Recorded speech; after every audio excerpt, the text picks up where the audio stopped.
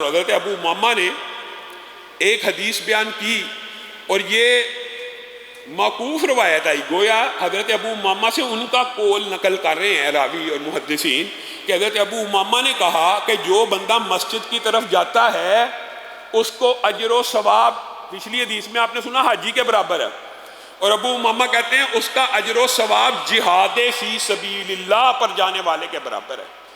اور یہاں پہ ایک مسئلہ اور سمجھ لیجئے، علمی نکتہ لیکن عام فہم ہے۔ یہ ضروری نہیں ہوتا کہ ہر علمی نکتہ آپ کو مدرسے سے ملے، آپ مدرسے میں داخل ہوں گے تو ملے۔ آپ کو اگر علمی نکتہ مل جائے آپ اس کو پکڑ لیا کریں۔ وہ علمی نکتہ یہ ہے کہ جب بھی کوئی صحابی کسی کام کا ثواب بیان کرے، کسی چیز کا اجر بیان کرے، کون؟ صحابی، تو وہ روایت ہوتی تو موقوف ہے کہ صحابی بیان کر رہا ہے، مرفوع تو نہیں نا، رسول اللہ تک تو بات نہیں گئی، لیکن اس کا حکم مرفوع کا ہوتا ہے۔ وجہ آپ بتا سکتے ہیں کوئی وجہ کسی کے ذہن میں ہے؟ وجہ یہ ہے کہ صحابی کبھی بھی کسی عمل کا اجر و ثواب اپنی طرف سے نہیں بیان کرتا، اس کو کیا وحی آئی ہے؟ گویا اس نے یہ اجر و ثواب رسول اللہ سے سنا تھا، لیکن جب بات بیان کر رہا تھا رسول اللہ کی طرف منسوب کرنا، یاد دلانا، وہاں پر راوی سے یا یہ مسٹیک ہو گئی یا انہوں نے بیان نہیں کیا۔ ایک صحابی نے کہا سیدھا ہی کہ مسجد کی طرف آنے والے کا اجر و ثواب جہاد فی سبیل اللہ کے برابر ہے۔ اس کا مطلب یہ نہیں ہے کہ انہوں نے رسول اللہ سے سنا نہیں تھا، اس کا مطلب یہ انہوں نے رسول اللہ سے کچھ الفاظ سنے تھے جس کا یہ مفہوم تھا، کیونکہ صحابی کسی نیک عمل کا اپنی طرف سے جب بھی اجر و ثواب بیان کریں وہ حدیث چاہے موقوف ہو حکماً مرفوع ہوتی ہے۔ تو ابو امامہ نے یہ جو بات بیان کی ہے یہ رسول اللہ صلی اللہ علیہ وسلم کے دروس سے ہی اخذ کی ہے کہ جو بندہ مسجد کی طرف آتا صبح و شام اس کا اجر و ثواب جہاد فی سبیل اللہ کے برابر ہے۔ بتائیے، اور اس روایت کی آپ دیکھ لیں، یہ آپ کے سامنے جہاد فی سبیل اللہ کے حوالے سے پہلے آپ کے سامنے گزشتہ درس میں یہ روایت رکھی تھی کہ خود رسول اللہ نے بھی کہہ دیا فذالکم الرباط، تو گویا رسول اللہ صلی اللہ علیہ وسلم خود بھی اس چیز کے دائی ہیں کہ یہ جہاد جیسا ہے، جہاد کی تیاری کرنے والا ہے، تو صحابہ نے گویا وہیں سے اخذ کیا۔ پھر رسول اللہ صلی اللہ علیہ وسلم کی حکماً مرفوع جو روایت ہے وہ بھی آپ نے ذہن میں رکھنی ہے۔ رسول اللہ صلی اللہ علیہ وسلم نے فرمایا تین بندے اللہ کی ضمانت میں ہوتے ہیں۔ اللہ کی ضمانت میں ہونا کہ اللہ ان کا ضامن ہے، ایک تو یہ مفہوم ہو گیا۔ ایک ہوتا ہے اللہ کے ذمے ہوتے ہیں، یعنی ان کی ذمہ داری اللہ کے اوپر ہے، اور ذمہ داری کا مفہوم بھی خود احادیث میں اور محدثین نے بیان کیا۔ پہلے سن لیجئے وہ تین بندے ہوتے کون ہیں۔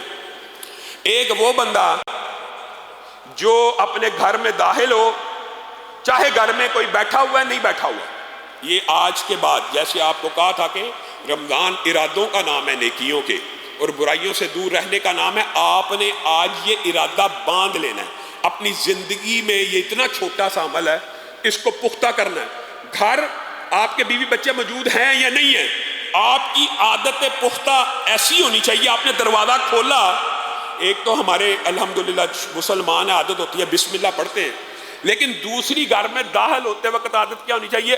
السلام علیکم۔ دروازہ کھولا، السلام علیکم، دروازہ کھولا، کوئی موجود ہے یا نہیں ہے، السلام علیکم۔ رسول اللہ صلی اللہ علیہ وسلم نے کہا وہ تین بندے جو اللہ کی ضمانت میں ہوتے ہیں ان میں سے پہلا بندہ وہ ہے جو جب بھی گھر داخل ہو تو کیا کہے؟ السلام علیکم۔ جو جب بھی گھر میں داخل ہو کیا کہے؟ السلام علیکم۔ یہ کوئی عمل کوئی بڑا مشکل ہے؟ بنیادی طور پہ اگرچہ محدثین نے یہ لکھا کہ گھر داخل ہو کے گھر والوں کے اوپر سلامتی بھیج رہا ہے، گویا اس بات کا اظہار کر رہا ہے کہ میرے شر سے تم محفوظ ہو، میں گھر میں داخل ہو رہا ہوں، میں تمہیں ڈانٹوں گا نہیں، میں تمہیں ماروں گا نہیں، میں تمہارے ساتھ ایسا سلوک نہیں کروں گا۔ یہ تو ہے تشریحات ہیں، لیکن لفظ کیا کہنا ہے؟ السلام علیکم، تمہارے اوپر سلامتی ہو۔ ایک بندہ جب گھر میں داخل ہو رہا ہو، جتنے مرضی غصے سے، آپ ذرا یہ تجربہ کر لینا جن کو غصہ زیادہ آتا ہے، آپ غصے کے عالم میں بھی گھر میں داخل ہوں اور اگر آپ داخلے کے وقت یہ لفظ کہہ دینا السلام علیکم، آپ کا سارا غصہ جاگ کی طرح بیٹھ جائے گا. آپ خود سوچیں گے ایک طرف اللہ سے میں دعائیں کر رہا ہوں کہ اللہ ان کے اوپر سلامتی نازل کرے، اور دوسری طرف ان کو گالیاں دے رہا ہوں، دوسری طرف ان کو ڈانٹ ڈپٹ رہا ہوں. ایک وہ بندہ جو گھر میں داخل ہو کے کیا کہتا ہے؟ السلام علیکم. آج کے بعد کہیں گے نا، آج سے ہی اپنے گھر میں داخل ہونے سے پہلے، یہ عورت مرد دونوں کے لیے داخل ہوں تو کہیں السلام علیکم. یہ بندہ اللہ کے ذمے میں ہے، اللہ کی ضمانت میں. اس ضامن ہونے کی اور ضمانت کی تشریح بعد میں کرتے ہیں. دوسرا وہ بندہ جو جہاد فی سبیل اللہ پہ چلا جائے، وہ بھی اللہ کے ذمے میں ہے اور اللہ کی ضمانت میں. اور جہاد فی سبیل اللہ میں یاد رکھنا، لوگوں نے جہاد فی سبیل اللہ کا مفہوم بڑا تنگ کر کے آپ کے سامنے رکھا. جہاد فی سبیل اللہ سے مراد صرف قتال فی سبیل اللہ نہیں ہے. جہاد فی سبیل اللہ سے مراد صرف قتال فی سبیل اللہ نہیں ہے. مسجدوں کی طرف آنا بھی جہاد فی سبیل اللہ، دین کی تبلیغ کرنا بھی جہاد فی سبیل اللہ، اللہ کے لیے تگ و دو کرنا بھی جہاد فی سبیل اللہ، تبلیغ کرنا یہ بھی جہاد فی سبیل اللہ، بیواؤں مسکینوں یتیموں کے لیے باغ دوڑ کرنا یہ بھی جہاد فی سبیل اللہ، لوگوں کی افطاری سحریوں کا انتظام کرنا، محنت مشقت کرنا اللہ کے کسی بھی کام کے لیے، ان سب میں جہاد فی سبیل اللہ شامل ہے. اور وہ گویا اس حدیث کا مفہوم یہ ہے کہ جو بھی بندہ دین کے رستے پہ چل رہا ہے، دین کے لیے تگ و دو کر رہا ہے، وہ اللہ کے ذمے میں ہے اور اللہ کی ضمانت میں. اور تیسرا وہ بندہ جو وضو کر کے گھر سے نکلتا ہے کس طرف؟ مسجد کی طرف، وہ اللہ کے ذمے میں ہے، اللہ کی ضمانت میں ہے. اور ذمے اور ضمانت کے حوالے سے دو مختلف روایات اور محدثین کے اقوال ملتے ہیں. ایک تو ذمے اور ضمانت کا مطلب یہ ہوتا ہے عاش بخیر ومات بخیر، زندہ رہے گا جب تک تو اللہ تعالیٰ خیر خیریت سے زندہ رکھے گا. مات بخیر کا مطلب یہ ہے کہ مرے گا تو خیر خیریت سے مر جائے گا. اور دوسری روایت خود کے اندر یہ الفاظ موجود ہیں، ان عاشا روزی کا وقوفیہ، جب تک زندہ رہے گا اللہ کے ذمے ہے اس کی روزی روٹی، اور اللہ کے ذمے ہے اس کے معاملات کو کفایت کر جانا.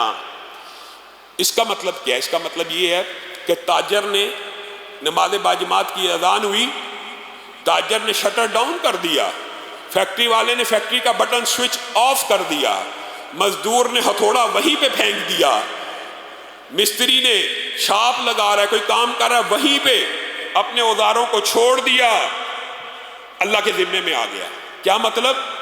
اگر زندہ رہے گا تو اس کا رزق اللہ کے ذمے میں ہے. تیرے ذہن میں یہ خیال نہیں آنا چاہیے کہ دکان بند ہو رہی ہے، شٹر بند ہو رہا ہے، کام بند ہو رہا ہے تو رزق کی تنگی آ جائے گی. نہیں، وہ بندہ فوری اللہ کے ذمے میں داخل ہو گیا، اللہ اس کا ضامن بن گیا کہ جو رزق تو محنت اور مشقت کر کے کما رہا تھا، اگر یہ نیکی کا کام کرے گا بغیر محنت اور مشقت، اس رزق کا ذمہ اللہ کے ہاں ہے.